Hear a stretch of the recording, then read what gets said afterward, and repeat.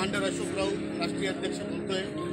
आज दिवाळीच्या दिवशी ज्या दिवशी गोडधोड करून खातात, त्या दिवशी नवे कपडे घालतात, त्या दिवशी आम्ही अर्धनग्न होऊन खासदाराच्या दारी बसलेलो है। नमस्कार साथियों, EPS 95 मिनिमम पेंशन बढ़ोतरी के एक और वीडियो में आप सभी का स्वागत। साथियों, जो आपने अभी इन झलकियों में देखा वह EPS 95 इतिहास का एक काला दिन था। जी हां साथियों, जब NSE की टीम ने अर्धनग्न होकर प्रदर्शन किया था सरकार के खिलाफ, EPFO के खिलाफ। साथियों, ये प्रदर्शन हुआ था महाराष्ट्र के बुल्ढाना में नवंबर 2018 के दिन। ये काला दिन था EPS 95 के इतिहास में, जब वृद्ध पेंशनरों को अपने हक के लिए अर्धनग्न होकर प्रदर्शन करना पड़ा था।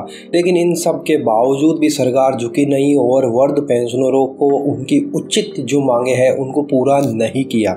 आज इस काले दिन को करीबन 5.5 साल से ऊपर हो गए हैं। वृद्ध पेंशनरों का प्रयास निरंतर जारी है, लेकिन इन सारे प्रयासों के बावजूद भी सरकार की नींदें नहीं खुल रही है। सरकार का ढुलमुल रवैया और आश्वासन पे आश्वासन का रवैया इन वृद्ध पेंशनरों को हताशा की ओर ढकेल रहा है। लेकिन EPS 95 के ये वृद्ध पेंशनर आज भी थके नहीं है, आज भी हारे नहीं है और लगातार अपने प्रयास जारी रखे हुए हैं। और इन्होंने ये ठान लिया है कि मरते दम तक, जब तक हम में दम है, हम हमारा प्रयास करते रहेंगे, चाहे हमें इसके लिए अपनी कुर्बानी ही क्यों ना देनी पड़े। तो साथियों, ये वो इतिहास का काला दिन था जब EPS 95 हक के लिए EPS के और NSE टीम के वृद्ध पेंशनरों ने अर्धनग्न होकर ये प्रदर्शन किया था। तो ये पूरा वीडियो आप देखिए, जिसमें कमांडर अशोक रावत जी अर्धनग्न होकर अपनी बात कह रहे हैं। आप वीडियो को अंत तक देखिए और इस वीडियो के बारे में आप अपनी राय कमेंट बॉक्स में ज़रूर बताइए। वीडियो अच्छा लगे तो लाइक शेयर ज़रूर कर दीजिएगा। तो चलिए वीडियो को हम देखते हैं। राष्ट्रीय अध्यक्ष बोलतोय। आज दिवाळीच्या दिवशी ज्या दिवशी गोडधोड करून खातात, त्या दिवशी नवे कपडे घालतात, त्या दिवशी आम्ही अर्धनग्न होऊन खासदाराच्या दारी बसलेलो आहे आणि उपवास करणार आहोत। हे फक्त बुलढाण्यात नाही, हे संपूर्ण भारतात आज 300 खासदारांच्या दारी होणार, उमा भारतीच्या दारी होणार, मुंडेताईंच्या दारी होणार। प्रत्येक ठिकाणी स्त्री असो की पुरुष, कुठल्या पक्षाचा आम्हाला खासदार आहे, तुमची पेन्शन दुप्पट होते आणि इथे 40 वर्ष झक मारून पैसे भरलेल्या लोकांची हेच पैशाने वाढवत। तुम्ही किती जमा करता याच्याबद्दल आम्हाला काही म्हणायचं नाही, पण आमच्या पोटात काही नाहीये हे तुम्ही लक्षात घ्या। प्रत्येक खासदाराला आम्हाला, तुम्ही जनसेवक आहात, तुम्ही आमचे प्रतिनिधी आहात आणि आमचा प्रश्न संसदेत लावणे आमचा जो योग्य अधिकार असेल तोच, जास्त नाही, भीक नाही, आम्ही अनुदान मागत नाही, कर्जमाफी मागत नाही।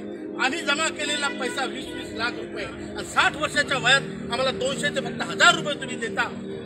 अशा या गोष्टीचा धिक्कार करण्यासाठी तुम्हाला तिथे पाठवलेलं आहे सगळ्या खासदार। त्या सर्वांनी आमचा प्रश्न मांडावा आणि आम्हाला न्याय मिळवून द्यावा। यासाठी आज हे वृद्ध 60 ते 80 वर्षाचे लोक आज आपले कपडे काढून तुमच्या दारी उभे आहेत। महिला सुद्धा इथे आलेल्या आहेत आणि या सर्वांनी जर समजा तुम्हाला विनंती केली तर त्या विनंतीचा परिपाक आम्हाला आज हे पाहिजे होता की तुम्ही धाजोर राहून आमच्या प्रति सहानुभूती दाखवायला पाहिजे, पण ते तुम्ही नाही करू शकले। तुम्ही बाकी तुमच्या हातात डिसिजन आहेत की नाही माहित नाही, पण तुमच्या हातात घेऊन आमच्या संवेदना जाणण्याचं तुमचं कर्तव्य होतं की नव्हतं? एवढंच मला म्हणायचं आहे। राष्ट्रीय अध्यक्ष बोलतोय।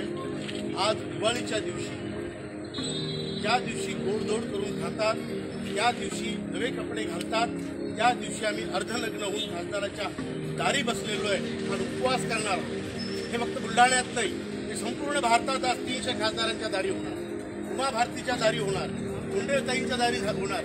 प्रत्येक ठिकाणी स्त्री असो की पुरुष, कुठल्या पक्षाचा आम्हाला खासदार आहे, तुमची पेन्शन दुप्पट होते आणि इथे 40 वर्ष झक मारून पैसे भरलेल्या लोकांची हेच पैशाने वाढवत। तुम्ही किती जमा करता याच्याबद्दल आम्हाला काही म्हणायचं नाही, पण आमच्या पोटात काही नाहीये हे तुम्ही लक्षात घ्या।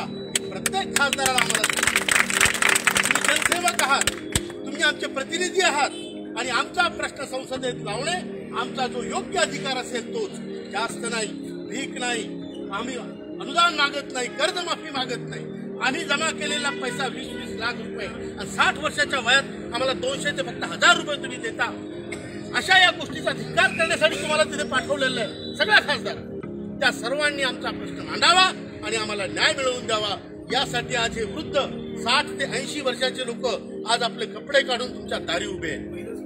महिला सुद्धा इथे आलेल्या आहेत आणि या सर्वांनी जर समजा तुम्हाला विनंती केली तर त्या विनंतीचा परिपाक आम्हाला आज हे पाहिजे होतं की तुम्ही धाजोर राहून आमच्या प्रति सहानुभूती दाखवायला पाहिजे, पण ते तुम्ही नाही करू शकले.